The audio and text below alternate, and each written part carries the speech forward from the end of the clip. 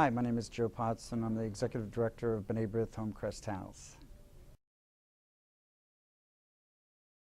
Well, B'nai B'rith Homecrest House is a very special place for low-income seniors. In fact, about 40% of our population is at or below federal poverty level.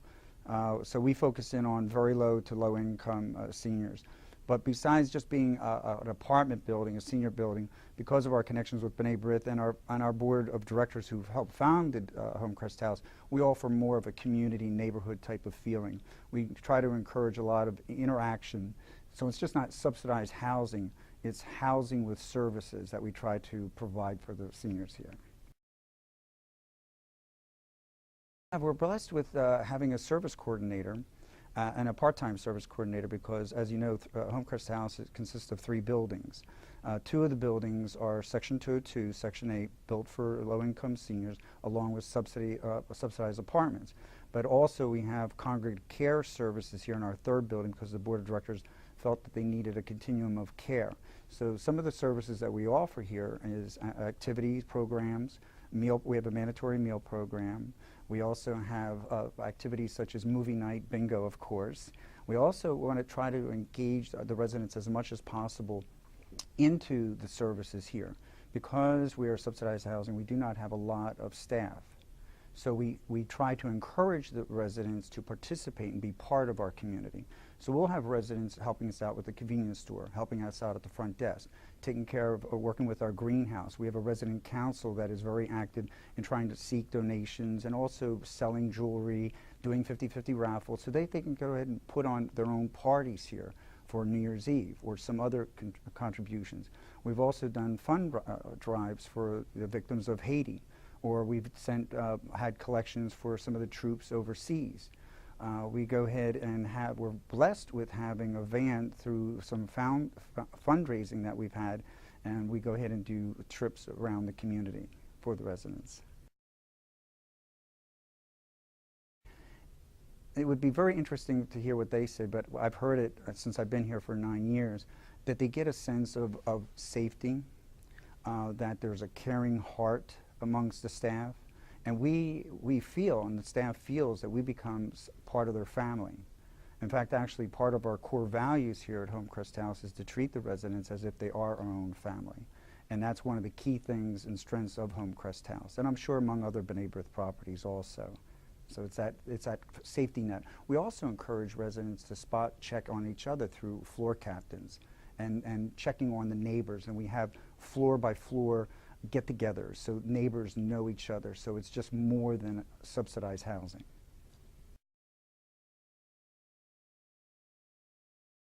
Just as recent as 2 weeks ago, we went ahead and JCA took a bus down to Annapolis and to advocate our electric company to give preferences not only to senior housing but also to nursing homes and to other assisted living communities.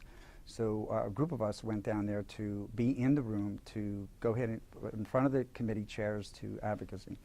We're blessed also of having our residents to be very active. So our residents have actually invited a local Congressman Van Hollen here. We've had the state comptroller here. We had the Advocate General here. We also try to work very closely with our local state delegates and state senators because we want to try to educate them on senior housing issues, but also to see if there's other types of grants or support that we may need for ourselves besides just in general services. Very much so, very much so. I have to be honest, first and foremost is the residents of Homecrest House. But through us taking a leadership area, since we are so close to DC, I think we go ahead and really tout and educate people on what is senior housing, and it's more than just bricks and sticks. Absolutely, they would be, unfortunately, either A, homeless, because sometimes we do take in people who are homeless through other state agencies because we do have subsidized. 2, because 40%, up to 40% of our residents are at or below the federal poverty level. If they could not, of course, could not ever afford normal market rate housing. And because we have this safety net of care, we are extra eyes on taking care of them so they're not just sitting in their apartment, just, and I hate to use this word, decaying. There's activities, there's reasons to get out into the community.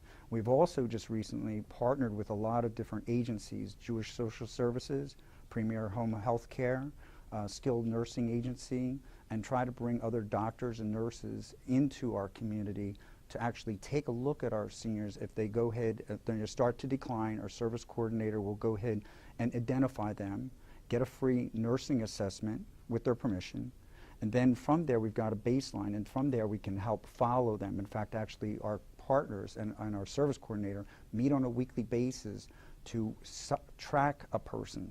So if they do go out to a hospital, we're aware, but we notify our partners. So when they transition to a rehab, we're aware of that. And when they come back, we also have partners and ourselves to make sure that they go ahead and get the care that they need. It has happened, it's very sad that because these are poor people, they either do not have a family or they don't have a family that care or support them.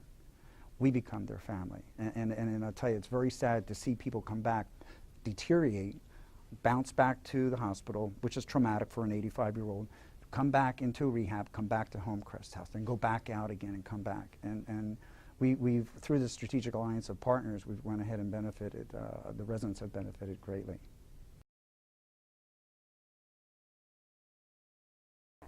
Absolutely.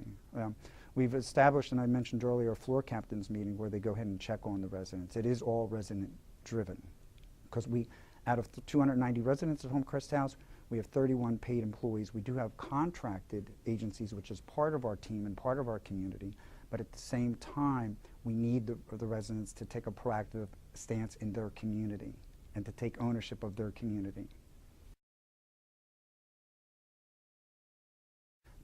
Totally. We have different activities that we recognize residents to help self-lead, and we can only do it if they are part of our community. Now, of course, there's always a certain segment of the population that are shut-ins. They don't want to be bothered. They were the shy little girl and boy, now they're the shy older man and woman. But there are people that have come out of their shells. They're almost having a second life. Some family members come up to me and say, well, my God, Joe, my mom is not who she was 3 years ago because she's now part of this. There's a reason to get up. There's people to see, people to listen to, people to talk to, people to chatter about. And then when they want to retreat, they can go back to their apartments. I believe very strongly that all religious, faith-based, and B'nai B'rith being one of them, is absolutely is a role model. Being mission-based nonprofit, but also the history of B'nai B'rith, which I brag and tell people about when they come into Homecrest House, each resident, that part of my role is to educate not only the staff, but all the residents about B'nai B'rith and about Homecrest and how they are part of the community. And that makes a difference. Well, as I mentioned a little bit earlier, it's mental stimulation. We have a mandatory meal program, so we have nutrition, and we've got a support system. So we hope to engage them both emotionally and physically to be engaged.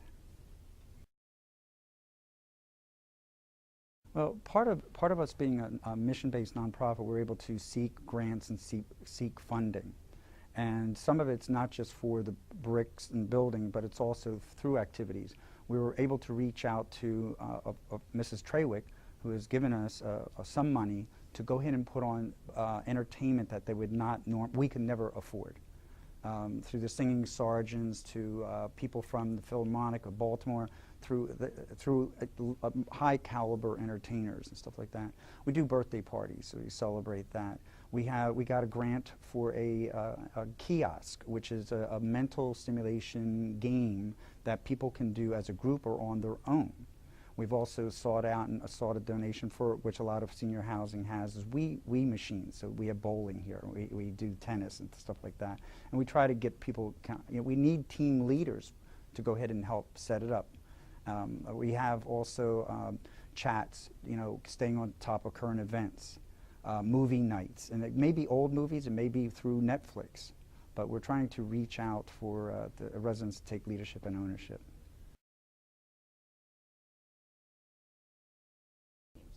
Well, yes, absolutely. There's the statistics that Leading Age has is that there's so many thousands of people waiting in line for subsidized housing. Yes. At the same time, that cannot just be housing. It needs to have some support and assistance with housing with services. Because you take a homeless person, and which we have, bring them here, their adaptation to this type of environment is slim to none. They can't adapt from that type of to here. So we have a little bit of a support system and possibly some other caregivers to help that person transition. And it does take a while.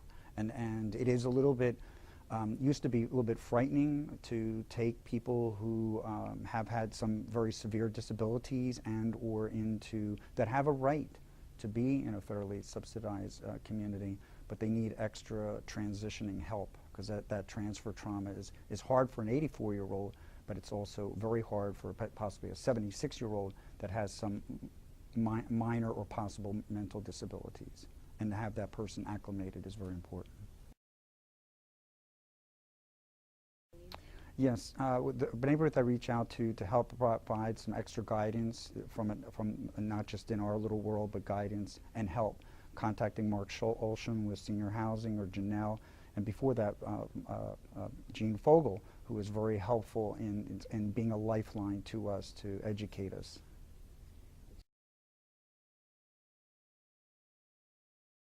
I'm very grateful as the Executive Director of Homecrest House and my residents who feel and hear the support. One of our wonderful residents, or two of our residents every 2 years, attends a camp, and they go ahead and that stimulates them and gets them excited about B'nai B'rith International, and that we're just not B'nai B'rith Homecrest on our own. We're part of a larger organization that is very good and charitable. From B'nai B'rith International, one of our residents went ahead and through the leadership that she was able to gain from that, was able to pull off an event completely on their own with speakers, entertainment, food, etc. And she specifically has indicated that she gained this. Some of our, one of the big things that our residents always come back, they have a better understanding of B'nai B'rith.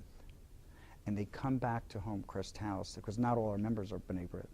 Some of our residents are not Jewish, but they come back peer to peer, resident to resident, to give a better understanding and care and support that they're in a good environment.